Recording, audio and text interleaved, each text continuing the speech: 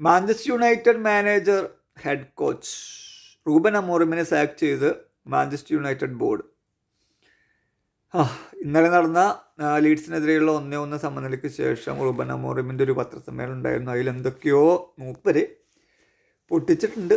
അതിഷ്ടപ്പെടാത്ത കാരണമായിരിക്കണം board അമോറിമിനെ sac ചെയ്തത്. ഞാൻ പ്രതീക്ഷിച്ചില്ല സാക്ക് ചെയ്യുമെന്ന്. കുറച്ച് കളികളായിട്ട് ഇത്തിരി മോശം പെർഫോമൻസ് ആയിരുന്നു. ഫ്രസ്ട്രേഷൻസ് ഉണ്ടായിരിക്കും. പബ്ലിക്കിൻ്റെ ഒപ്പീനിയനോട് ചിലപ്പോൾ അദ്ദേഹത്തിന് ഫ്രസ്ട്രേഷനൊക്കെ ആയി കാണണം. അത് കാരണമായിരിക്കും ചിലപ്പോൾ അദ്ദേഹം പൊട്ടിത്തെറിച്ചത്. ഞാൻ പുറത്താക്കും എന്ന് പ്രതീക്ഷിച്ചില്ല.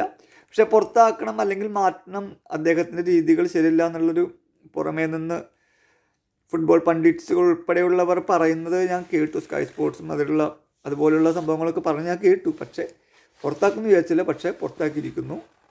അങ്ങനെ 6ാം സ്ഥാനത്താണ് നിലവിൽ മാഞ്ചസ്റ്റർ യുണൈറ്റഡ്.